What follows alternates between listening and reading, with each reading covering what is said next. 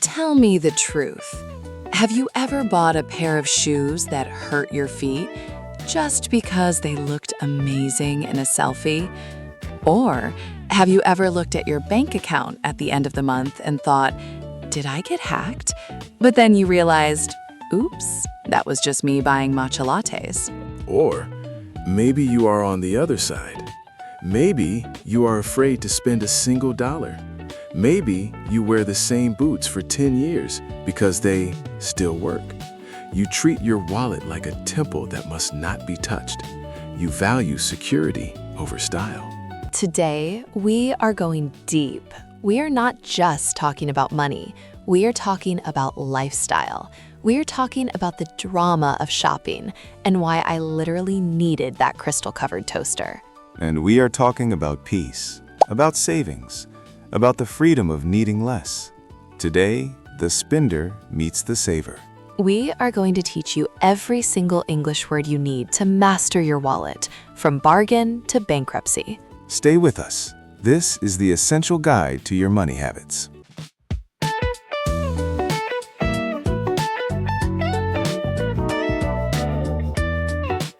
Hello guys, welcome back to the channel. I'm Kim, and honestly, I am so excited to be here. I love talking about business, brands, and shopping, mostly shopping. To me, swiping a credit card is the best cardio. Hello everyone, I am Keanu. It is good to be here. I am here to bring some balance, to breathe, and to remind you that money is just energy.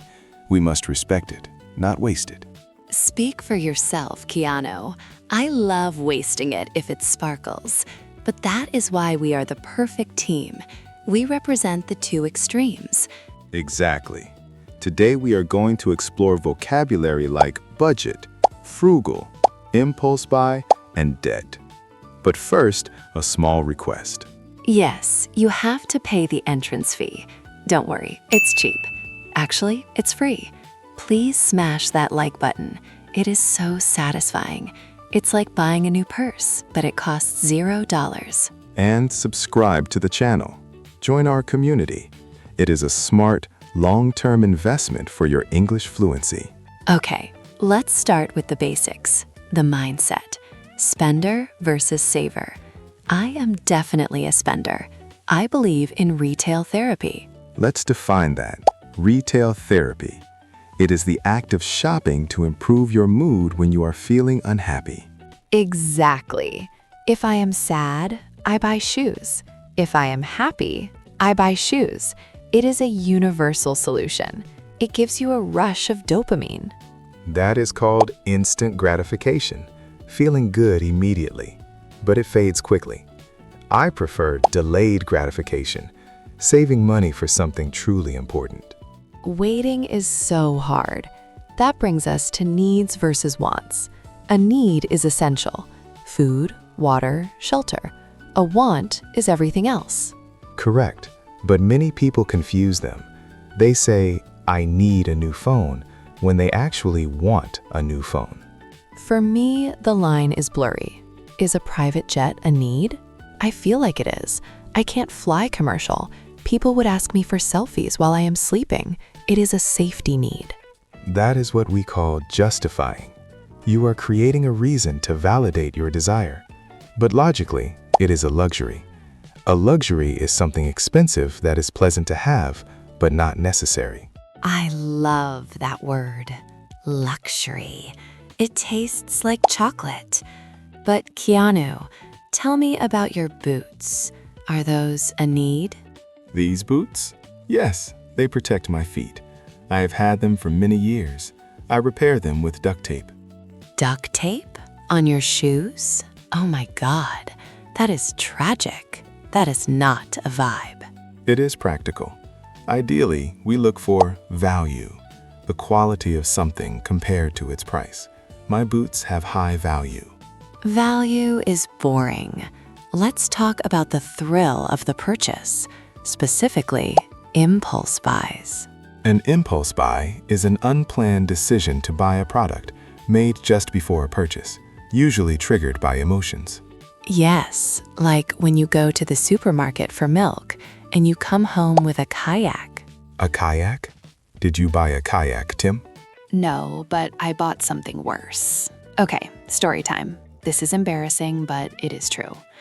A few months ago, I was browsing the internet at 2 a.m. Nothing good happens at 2 a.m. on the internet. I saw an ad. It was a custom-made velvet treadmill. Pink velvet. It was gorgeous. But it wasn't for humans. What was it for? It was for cats.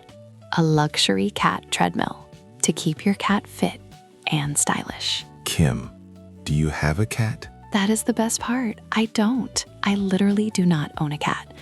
But the treadmill was so cute, and it was on sale. It was 50% off. On sale is a dangerous phrase. It tricks your brain. My brain said, Kim, this is a bargain. You are saving money. So I clicked buy now. So you bought a machine for an animal you do not possess. Yes, and now it is sitting in my garage. It is a white elephant. That is excellent vocabulary. A white elephant is a possession that is useless or troublesome, especially one that is expensive to maintain. Exactly. Every time I see it, I feel a little bit of buyer's remorse. Buyer's remorse, the sense of regret after having made a purchase. But then I think, maybe I should just buy a cat to justify the treadmill? No, do not buy a living creature to justify a piece of furniture. That is the sunk cost fallacy. You spent the money, it is gone. Don't spend more money to fix a mistake. Wow, Keanu, you are like a financial therapist. You just saved me from becoming a cat lady. Now that we talked about spending, we must talk about the solution, the budget. I hate that word, budget. It sounds so restricting, like a diet for your wallet. I prefer conscious spending plan. Call it what you want, but you need to track your expenses. You need to know where your money is going.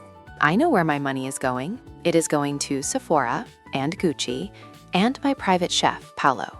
That is not tracking. Tracking is writing it down. I use the 50-30-20 rule. Is that a secret code, like the combination to a safe? No, it is a simple formula. 50% of your income goes to needs, rent, food, utilities. 30% goes to wants, dining out, hobbies. 20% goes to savings. Okay, wait. My math is different.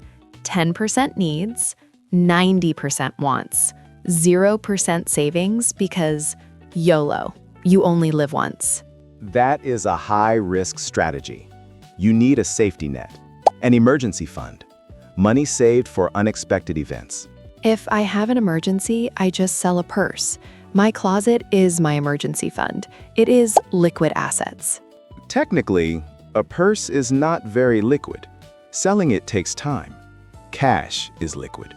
You are very intense about cash, Keanu, but I respect the hustle. Okay, enough about budgets. Let's talk about something delicious. Food. Dining out. Food is essential, but it is also a major expense. In English, we use the phrasal verb eat out. Eat out. To eat at a restaurant instead of at home. I eat out basically every meal. Or I have a chef. Cooking is dangerous, Keanu. You can burn yourself. Or break a nail. Cooking is a basic survival skill, and it saves money. We call it groceries, the food you buy at a supermarket to cook at home. Groceries. Yes. I think I went to a grocery store once in 2015. The lighting was terrible. But Keanu, what about the experience? I love fine dining. Fine dining is nice for a celebration, but for every day, that drains your wallet. When you eat out, you pay a markup, the extra cost for service and profit. I don't mind the markup if the waiter is cute.